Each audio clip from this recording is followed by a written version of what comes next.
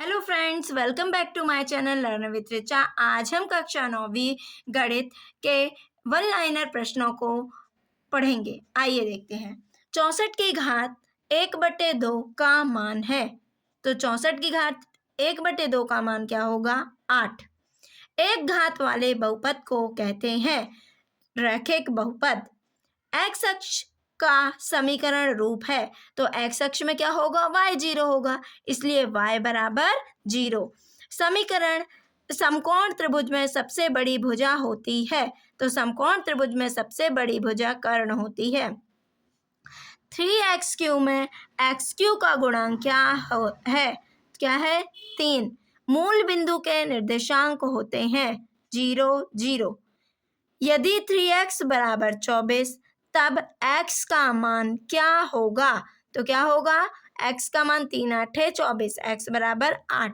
समांतर चतुर्भुज के दोनों विकर्ण परस्पर करते हैं, तो समांतर चतुर्भुज के दोनों विकर्ण परस्पर एक दूसरे को क्या करते हैं? समद्विभाजित करते हैं, दो बराबर भागों में बांटते हैं। दो वृत्त सदैव होते हैं, दो वृत्त सदैव समरूप होते हैं, एक जैसे दिखते हैं, आकार एक जैसा होता है ना, इसलिए माप तो नहीं होगी, चाहे अपन छोटा वृत्त लें या बड़ा वृत्त लें, तो दो वृत्त सदैव समरूप होते हैं। √2 एक संख्या है, अपरिमेय। बहुपद x² + 2x + 3 एक बहुपद है, एक द्विघात बहुपद है। बिंदु 0 3 किस चतुर्थांश में स्थित है? तो x अक्ष 0 है, तो किस अक्ष में स्थित होगा? y अक्ष में, किसी चतुर्थांश में नहीं होगा, है ना। a⁴m × a⁴n का मान होगा, तो जब आधार समान होती है तो गुणा में घातें क्या हो जाती हैं? जुड़ जाती हैं। a की घात m धन n। रैखिक बहुपद का मानक रूप या व्यापक रूप या रैखिक बहुपद का रूप क्या होता है? ax + b, है ना। अब समबाहु त्रिभुज के प्रत्येक कोण का मान कितना होता है? तो समबाहु त्रिभुज के प्रत्येक कोण का मान 60 अंश होता है। रैखिक बहुपद में चर की अधिकतम घात होती है, तो रैखिक बहुपद यानी चर की अधिकतम घात कितनी होगी? 1। तो रैखिक बहुपद में चर की अधिकतम घात 1 होती है। ऋण1 ऋण4 किस चतुर्थांश में स्थित होगा? तो ऋण1 और ऋण4, है ना, दोनों ऋणात्मक है, तो किस चतुर्थांश में स्थित होंगे? तृतीय चतुर्थांश में। यदि एक समीकरण x + 2y = 5 में x = 1, तब y का मान क्या होगा? तो y का मान क्या होगा? 2 होगा। क्या होगा? 2। अब आयत का प्रत्येक कोण कैसा होता है, या आयत के प्रत्येक कोण की माप कितनी होती है? तो 90 अंश होती है। समकोण होता है या 90 अंश।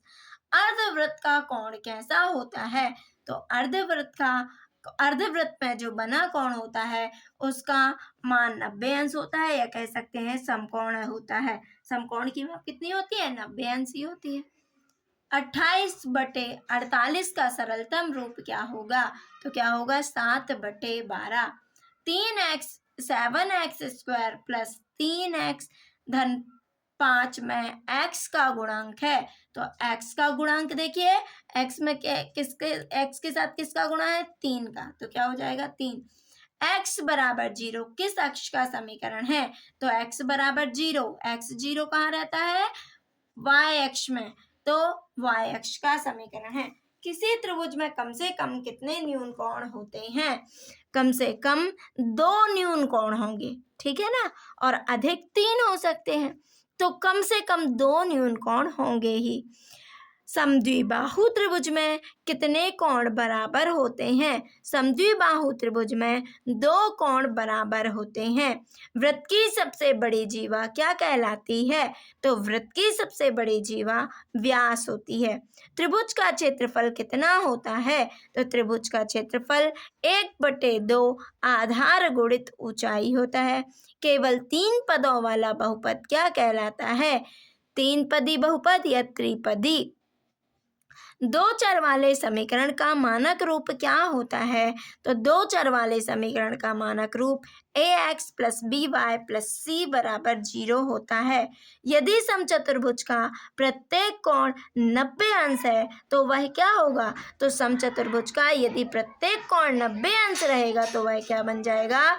वर्ग बन जाएगा। a plus b plus c बराबर 0 है तो a q plus b q plus c q बराबर है, तो ए क्यू धन बी क्यू धन सी क्यू बराबर क्या हो जाएगा? 3ab हो जाएगा। दो संख्याओं का योग 25 व अंतर 5 है तो संख्याएं क्या होंगी? तो आप हल करके देखिएगा। संख्याएं क्या होंगी? 15, 10। त्रिभुज एबीसी में बीसी बराबर AB है, कोण B बराबर 80 अंश है, तब कोण A कितना होगा? तो क्या है? कोण BC बराबर क्या दिया हुआ है?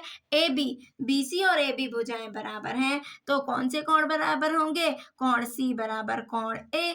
तो क्या हो जाएगा? A का मान 50 अंश हो जाएगा। बहुपद x प्लस 2 का शून्यक है। ऋण 2 बिंदु 7 ऋण 6 की कोटि का मान कितना होगा? कोटि यानी y का मान ऋण 6। x अक्ष को भुज कहते हैं और y अक्ष पर जो y अक्ष को कोटि कहते हैं, है ना। x का जो मान होगा वह क्या कहलाएगा? भुज, और y का जो मान होगा वह क्या कहलाएगी? कोटि। तो यहाँ पर क्या है? y का मान ऋण 6 तो कोटि क्या हो जाएगी? ऋण 6।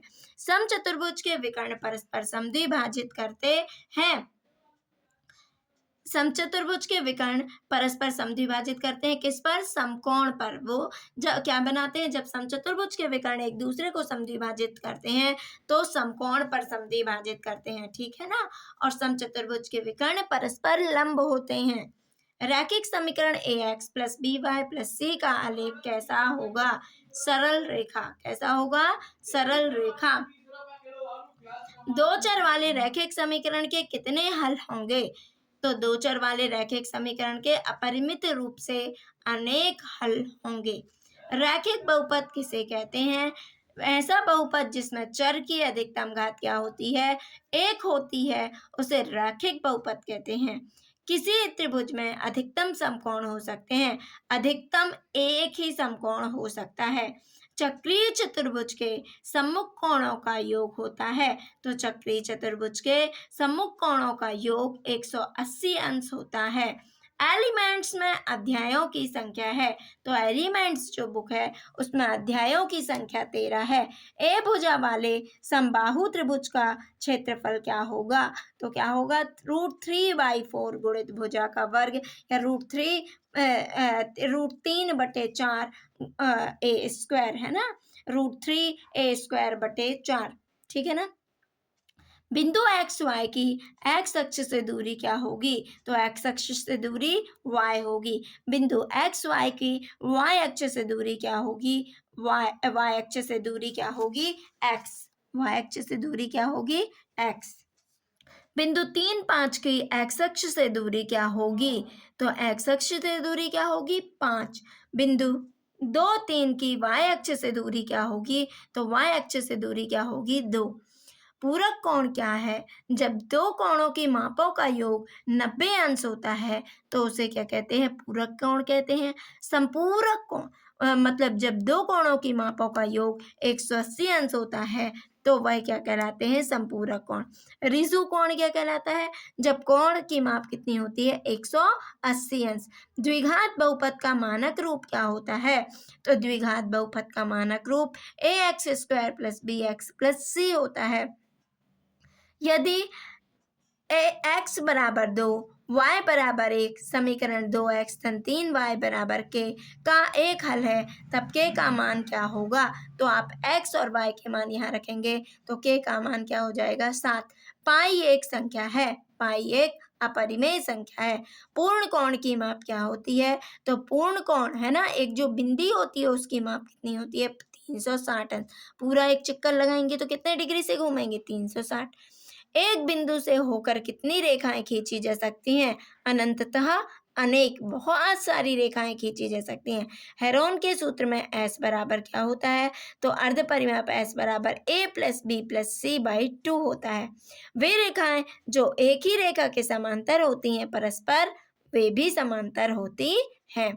सर्वांगसम त्रिभुज को परिभाषित कीजिए। दो त्रिभुज सर्वांगसम होंगे जब उनके आकार व माप क्या होगी, समान होगी। मतलब आकार और माप दोनों एक जैसे होना चाहिए, तब वे त्रिभुज क्या कहलाएंगे, सर्वांगसम। प्रत्येक परिमेय संख्या क्या होती है, एक वास्तविक संख्या होती है।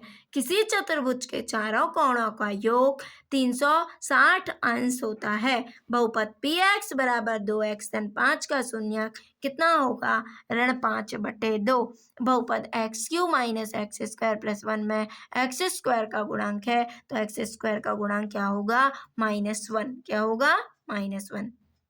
Thank you for watching.